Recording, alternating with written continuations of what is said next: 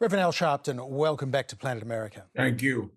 Are you surprised that here we are in 2024 and somebody running to be the first black governor of the state of North Carolina describes themselves as pro-slavery and a fan of Hitler? Well, I'm surprised that he is running with the Republican Party of the state supporting him and with the presidential nominee, Donald Trump, supporting him. And even after these statements have come out, Donald Trump nor the Republican Party have withdrawn their endorsement. I'm not surprised that you have bigots and anti-Semites and self-hating blacks. I am surprised that they're given such an embrace by a former president and by the state Republican Party. Reverend, do you think Mark Robertson is representative of a segment of the black community, or is he just a one-off? I think that he represents a segment of the Trumpsters who have also said the same anti-Semitic and self-hating thing. They've said that the Holocaust is a hoax. Trump has had one of the leading anti-Semites to dinner at Mar-a-Lago, this young guy that came, Fuentes. So I would not say that Robertson represents any segment of the black community. He represents the dark, complexed segment of the MAGA movement. And Reverend Al, what impact do you expect this scandal to have up the ticket on Trump's chances of winning North Carolina? Do you expect it to have much of an impact? I do. I've spoken in North Carolina in the last 30 days, both in Winston-Salem, North Carolina, and Greensboro, and people are outraged. And I think that it will, I don't know that it hurts the MAGA vote, but I think it will inspire and help to energize a turnout of a lot of people that were not angry before because they're offended by this. I think Donald Trump had an opportunity to denounce this kind of language and denounce this kind of person, and he didn't. He came to the state last weekend. He did not have this gentleman with him, didn't mention his name, but he didn't denounce him. And he had his campaign saying they will not withdraw their support.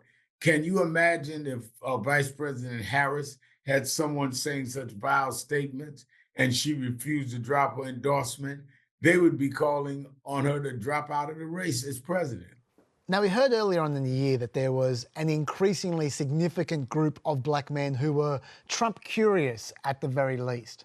Now, do you firstly believe that was actually the case at one point in time? And secondly, if it was, do you think now we've reverted to a more orthodox alignment with the electorate? They said that in 2020, and the black men didn't show up. I think that you're dealing with Donald Trump, who is hallucinatory. I spoke at the Democratic Convention. I brought the 4 of the 5 Central Park 5 on stage, who he had called for their execution and did not rescind it when they were found by DNA to have never raped or assaulted this white woman in Central Park. That's what he thinks of black men. And I'm getting ready to go on an 8 to 10 city Get Out the Vote tour. And I'm bringing the Central Park 5 with me on the tour. So if there are some black men that are there, I think that when we get through the tour, they will understand what Donald Trump thinks of them. But I think that this whole thing is inflated, and it's Donald Trump trying to sell things like he used to try to sell apartment buildings. And Reverend, this racist urban myth that Trump and others have been peddling about Haitians eating cats and dogs, is this just, in your view, Trump being Trump, or is there a political calculation here, a political purpose it's serving? I think it's both. I think it's Trump being Trump, but I think Trump being Trump is to try and play this us against them. Notice he didn't just say immigrants are eating cats and dogs. He said Haitian immigrants to specify race. You must remember Donald Trump and his father was found in the 70s guilty of racial discrimination in leasing or renting out apartments in their real estate buildings they own.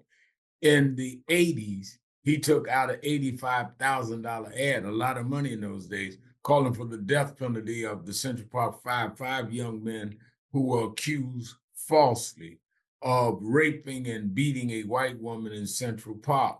Later, they were vindicated by DNA, and Trump refused to rescind his statement or in any way apologize. And then he started his political career on birtherism, that Barack Obama is not really an American. He's not one of us. He's an African. So race has always been the basis of Donald Trump's politics. And I think this absolutely horrific and despicable statement about Haitians in Ohio, in Springfield, Ohio, is only part of how Donald Trump's entire career has behaved. Now, part of that anti-immigrant push from the Trump campaign has been to try to play black voters off against migrants by suggesting that migrants are taking, quote, black jobs. Do you think that argument has any resonance? Absolutely not. He's used it, and the polls do not show it has moved the meter at all with black voters. Because what are black jobs? As Vice President Harris said, she's in a black job now. She's the first black vice president. I mean, what is a black job? We have black CEOs of Fortune 500 companies, and we have blacks that work in 9-to-5 jobs. We have blacks on board of directors of major corporations. We have blacks that do carpentry work. What is a black job? I think that it tells us more about how he sees blacks in one stereotypical type of work than how the country sees blacks, because you have blacks at every level of work. It's now just 2 months since Joe Biden ended his campaign, 6 weeks until Election Day. How confident or concerned are you right now about Kamala Harris's chances? I think that her campaign is going very well, even better than most of us thought. She's packing auditoriums, that arenas, really. The polls, she's gone up double digits to where President Biden was. And she absolutely was superb in the debate that Donald Trump and her had, even beyond expectations. And I've known her many years. She was at her best. Her convention went off flawless. I think it's going very well. And I think that the polls are close.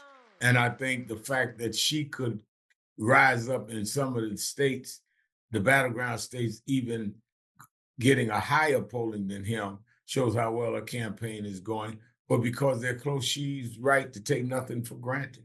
Reverend, there was a period not too long ago when Democrats ran hard on criminal justice reform, but now they've got a nominee running as a prosecutor who's talking tough about the time when she was Attorney General, cracking down on gangs.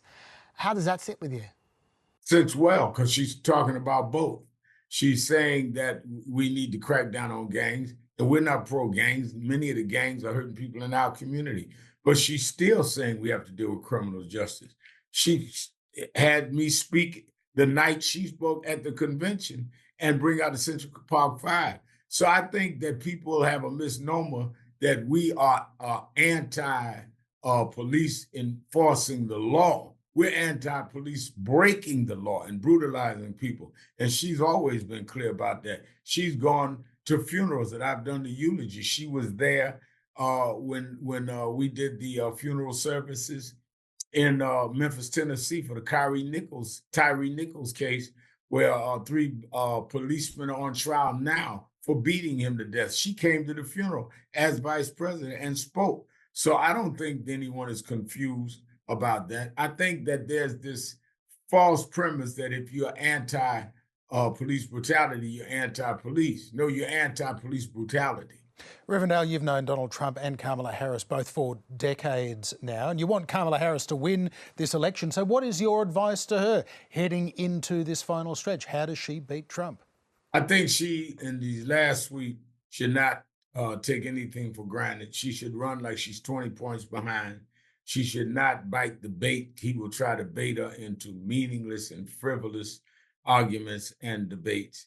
She should stay on policy and telling the people what she will do for them and with them directly, that she understands their pain. When he comes with something stupid, answer it and keep moving on quickly. Don't let him act like you can't answer it, but just answer it, take 5 seconds, and then move on and talk to the American people. Similar to how she behaved in the debate.